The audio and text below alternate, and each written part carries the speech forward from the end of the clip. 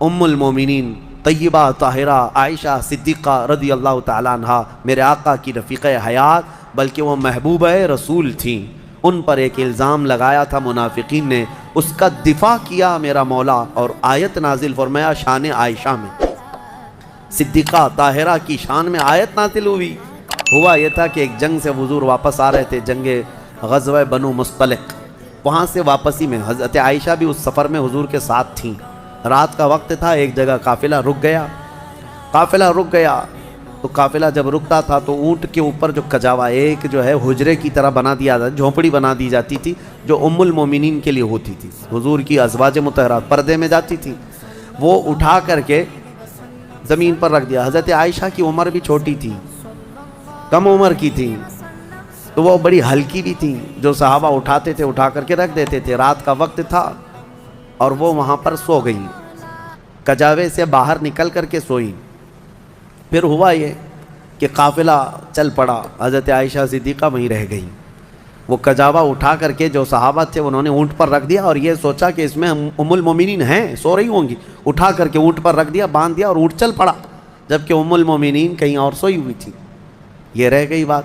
اب قافلہ مدینے کی طرف رواں دواں تھا، پیچھے سے قانون یہ تھا قافلے میں ایک صحابی بہت پیچھے چلتے تھے کہ قافلے سے چھوٹا ہوا کوئی سامان ہو تو وہ اٹھا کر کے لے کے آ جاتے تھے، کسی کا کچھ بھی رہ جاتا تو وہ حضرت صفوان ایک صحابی تھے، وہ پیچھے چلے آ رہے تھے، انہوں نے دیکھا ام المومنین عائشہ صدیقہ اکیلی تھیں، انہوں نے دیکھتے ہی کہا یہ کیا ہے، انا للہ و انا الیہ راجعون، کیا ہوا ہے؟ انہوں نے اپنا چہرہ پھیر لیا اور ام المومنین نے پردہ کر لیا۔ ام المومنین کہنے لگیں کہ قافلہ چلا گیا اور میں رہ گئی، نیند میں تھی۔ انہوں نے کہا ان کے ساتھ جو اونٹنی تھی اس پر ام المومنین کو سوار کیا اور نکیل پکڑ کر کے چلتے رہے۔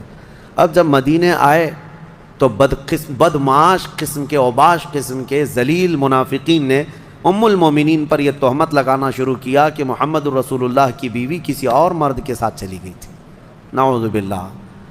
حضرت عائشہ ان کے ساتھ چلی گئی تھی، قافلے سے الگ آئی ہیں، یہ بہت بھدا الزام۔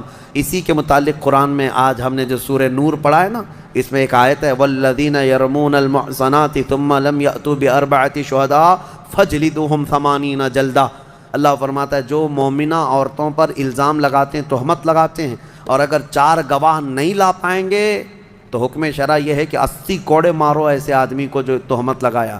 اور پھر فرمایا کہ زندگی بھر پھر کبھی اس کی گواہی قبول نہیں کی جائے گی، وہ مردود الشہادہ ہے، اس کی کوئی گواہی نہیں قبول کی جائے گی جو تہمت لگاتا ہے۔